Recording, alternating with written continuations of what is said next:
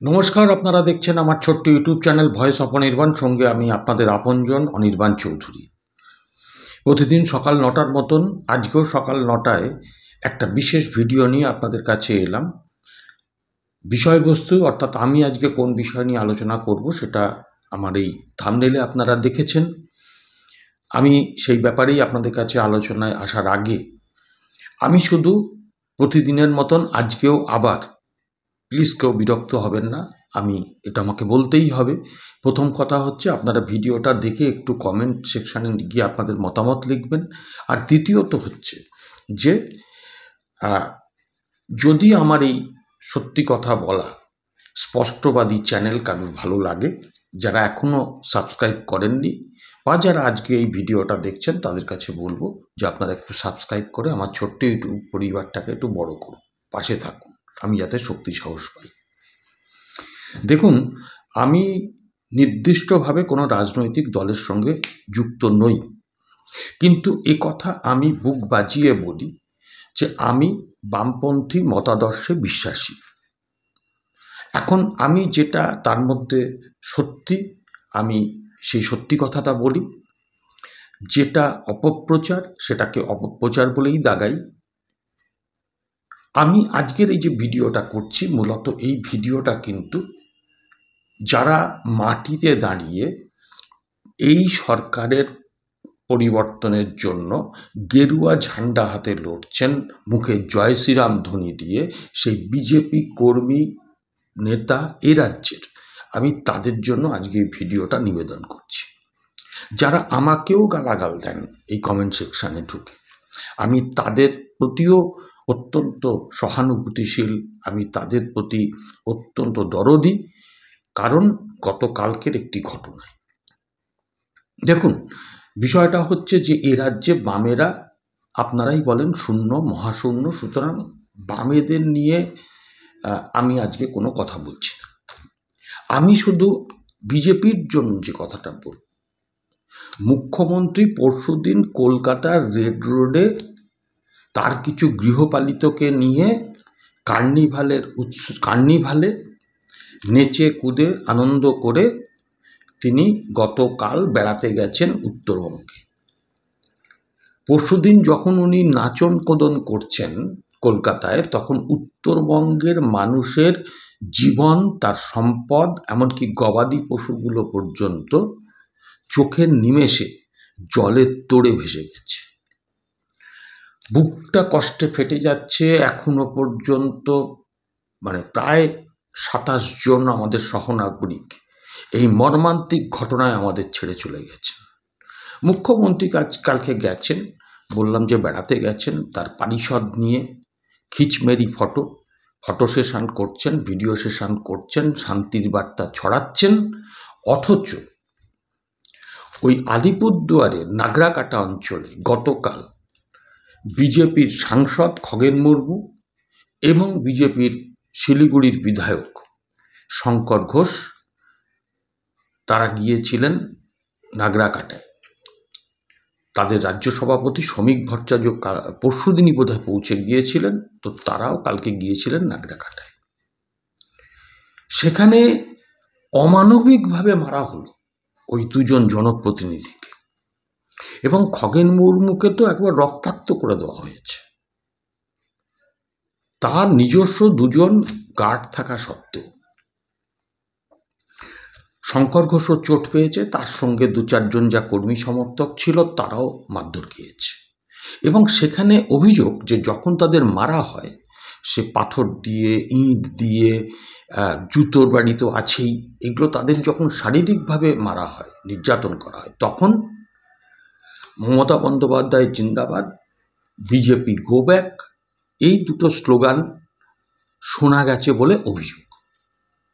সেখানে এটা ভালো বলতে পারবেন অন স্পটে যারা সাংবাদিক ছিলেন। তবে বিজেপি নেতৃত্ব এই দাবিটাই করছে। আমি শুধু আপনাদেরকে বলি যে বিজেপির কোনো কর্মী মার খেলে সেটা অন্য কথা ছিল, কোনো আক্রমণটাই, কোনো এইভাবে নৃশংসভাবে মারধর একেবারেই সমর্থনযোগ্য না। কিন্তু মার খেলেন কারা? কোনো কর্মী বলে নয়, একেবারে সাংসদ, লোকসভার সাংসদ, প্রধানমন্ত্রী নরেন্দ্র মোদীর দলের তার সতীর্থ। মার খেলেন শঙ্কর ঘোষ, পশ্চিমবঙ্গ বিধানসভার খুব সম্ভবত মুখ্য সচেতক ওই বিজেপির এবং বিরোধী দলনেতার ছায়াসঙ্গী। তারা কিসের জন্য গিয়েছিলেন? তারা গিয়েছিলেন ত্রাণ দিতে অথবা মুমূর্ষ মানুষের সঙ্গে দেখা করতে। এটার কি কোনো অধিকার নেই? এ রাজ্যের সব ঠিকা ওই তোলামূল কংগ্রেস নিয়ে রেখেছে। এই বন্যা, খরা এসবের জন্য তারা কামনা করে কবে একটা আসবে, আবার লুটে টাকা কিছু পকেটে ঢোকাবো। তোলামূল তো নামেও তোলামূল, কাজেও তোলামূল। তো আজকে তাদেরকে নৃশংসভাবে মারা হলো। তাহলে সাধারণ মানুষ যারা, তাদের নিরাপত্তাটা কোথায়? তাদের নিরাপত্তাটা কোথায়? 2016 সালে একবার বন্যার পরিস্থিতি হয়েছিল জলমগ্ন হাওড়াতে। ত্রাণ দিতে গিয়েছিলেন তৎকালীন বিরোধী নেতা সূর্যকান্ত মিশ্র, তাকেও হেনস্থা করা হয়েছিল, ত্রাণ দিতে দেওয়া হয়নি। এটা ওদের ট্যাকটিক্স তৃণমূল কংগ্রেসের। তো আমার বক্তব্য হচ্ছে, কালকে এই জনপ্রতিনিধিরা মার খাওয়ার পরে প্রধানমন্ত্রীকে জানানো হয়েছে দলের পক্ষ থেকে, স্পিকারকে ফোন করা হয়েছে।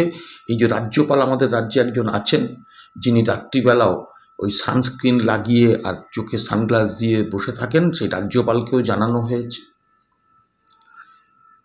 এমনকি স্বরাষ্ট্রমন্ত্রীকে পর্যন্ত মেল করা হয়েছে। একজনও কিন্তু গ্রেপ্তার হয়েছে বলে আমি ভিডিও করা পর্যন্ত কোনো খবর পাইনি।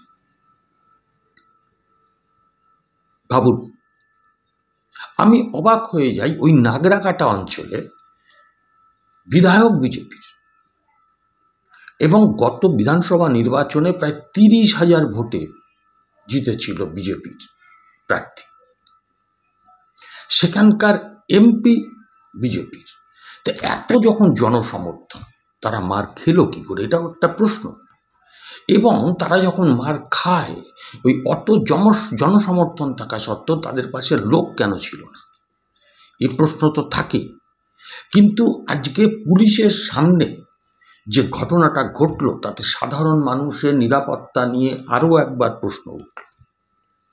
দেখুন, আপনারা গেরুয়া ঝান্ডা হাতে মিছিল করছেন, আপনারা এই সরকারের পরিবর্তন চান। হ্যাঁ, আমিও চাই, আপনার মতন অসংখ্য মানুষ চাই।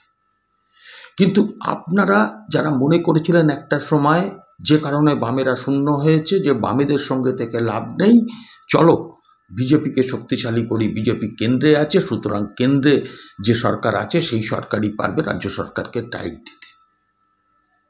আপনাদের বিভিন্ন কেন্দ্রীয় এজেন্সি বিভিন্ন সময়ে এসে পশ্চিমবঙ্গে কেমন যেন মুখ থুবড়ে পড়েছে।